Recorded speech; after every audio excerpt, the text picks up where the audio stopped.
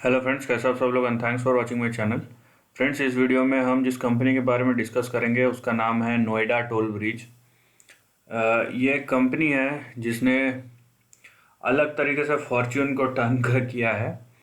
और इस कंपनी के बारे में बहुत सारी अलग अलग चीज़ें हैं जो पता रहनी चाहिए। ठीक है, क्योंकि यहाँ पे एक साइड पे एक चीज़ है, दूसरी साइड पे दूसरी चीज़ हो रही है या हो चुकी है। राइट, तो ये सब चीज़ के बारे में डिस्कस करेंगे हम लोग, और बहुत इंटरेस्टिंग एस्पेक्ट्स हो सकता है। अगर आप इस कंपनी में पैसे नहीं भी लगाए तो कुछ इन्फॉर्मेशन शायद हो सके कि आपके लिए जानना ज़रूरी हो। और अगर आपने पैसे लगाए हैं तो जो चीज़ डेटा है आपके सामने उसके बेस पे आप डिसीजन लीजिए। ठीक है, खाली प्राइस एक्शन के बेस पे नहीं, क्योंकि आप देखिए ये मार्च के लो से अभी तक स्टॉक ने 226% रिटर्न दिया है, और ये मंथली चार्ट है। यहाँ पे देखिए लास्ट एक मंथ में इसने 127% का रिटर्न दिया है। इसको अगर मैं डेली चार्ट में कन्वर्ट करता हूँ, ठीक है, आप देखिए यहाँ से ये पूरा सर्किट टू सर्किट जा रहा है। सर्किट टू सर्किट जाना अच्छा है, लेकिन सर्किट टू सर्किट जाने के बाद अगर आपको ये दिख रहा है कि उसमें आप बोल सकते हैं कि फंडामेंटल्स अच्छे हो तो अच्छी बात है। अदरवाइज सर्किट टू सर्किट जो जाता है उसके बाद उसमें प्रॉब्लम हो सकता है। ये चीज़ जो है पता रहनी चाहिए। ठीक है,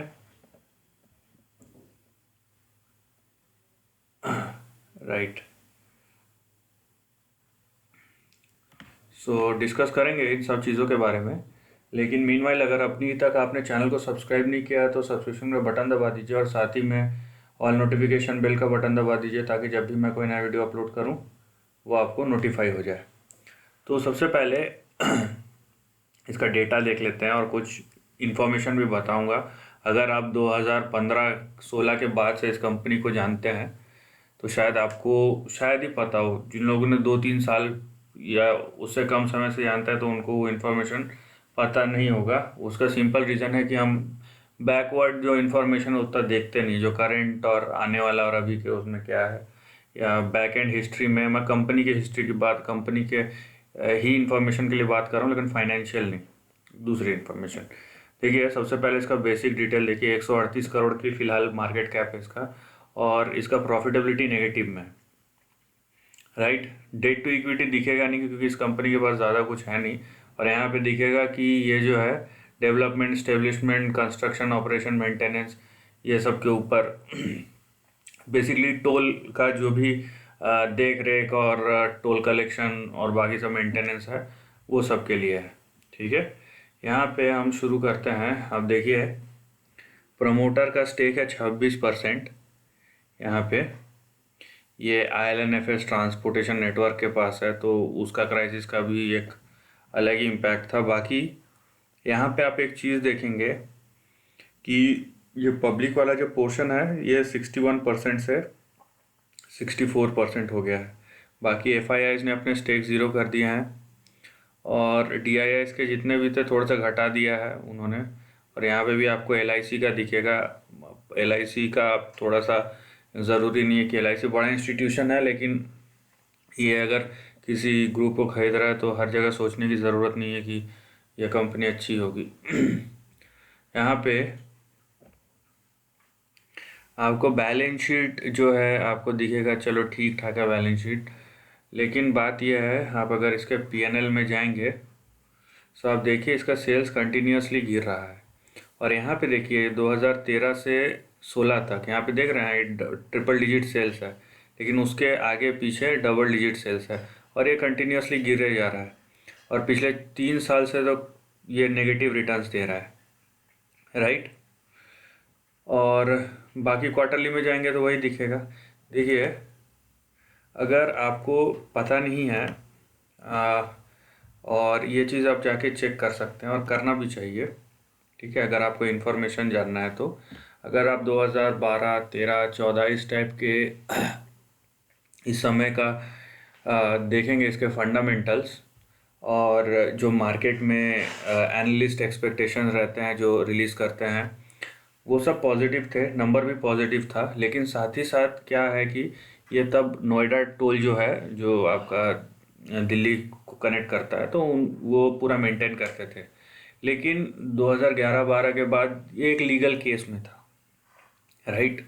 वो लीगल केस, आपके फंडामेंटल्स यहाँ पे ठीक है। और एक 2015 तक अगर आप चेक करेंगे तो 2015, if I am not wrong, वो आखिरी साल था जब एक ही साल में इस कंपनी ने 3 बार डिविडेंड दिया था।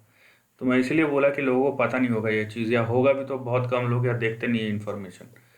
तो वो आखिरी साल था जहाँ पे डिविडेंड दिया था इस कंपनी ने, 2 से 3 बार दिया था एक साल में, ठीक है।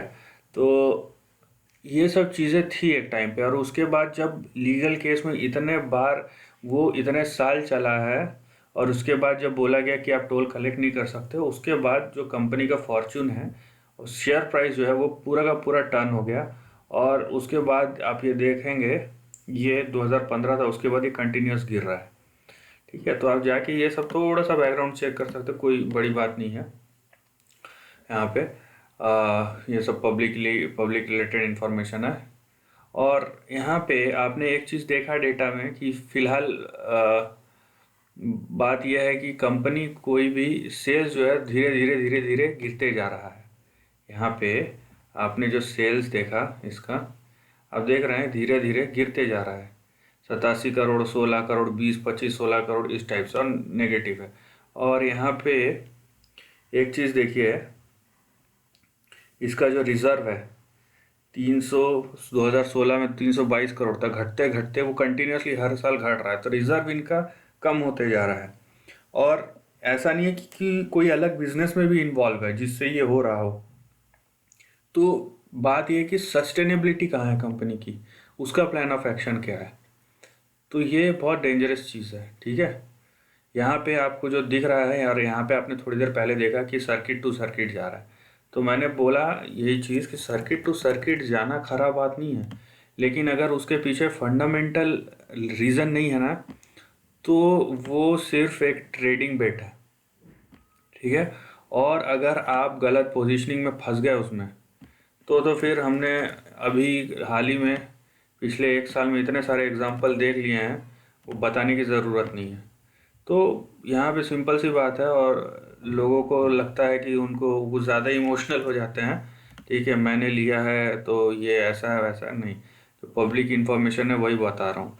और अगर आपने नहीं देखा है लेने से पहले तो वो आपकी गलती है, ठीक है। चीज़ों को आप या तो आपको पहले देखना चाहिए, समझना चाहिए, उसके बाद आप पैसे लगा रहे हैं, ठीक है, मेहनत के पैसे होते हैं सभी के।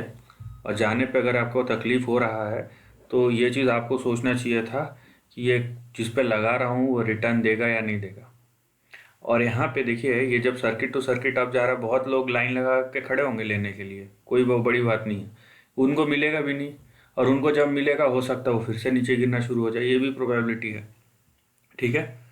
टेक्निकली ट्रेंड के बारे में मैं डिस्कस करूँगा और ये लेवल्स है। लेकिन मैं फिर से एक चीज़ बोलूँगा कि आपने देखा प्रॉफिट एंड लॉस नेगेटिव है, ठीक है। और उस केस में ये ऊपर जा रहा है पिछले 3 साल से। अगर ऐसा ही रहा और ये ऊपर जाता रहा तो यहाँ पे आपको फंडामेंटल जो सपोर्ट है वो नहीं दिखाई दे रहा है, ठीक है। तो एक लेवल के बाद अब वो कितने ऊपर जाएगा, ये हो सकता है कि ये 50 तक जाए, 60 तक जाए, यू डोंट नो। और हाँ, जिसने कमा लिया उसने तो कमा लिया, उसके लिए हम कुछ नहीं बोल सकते।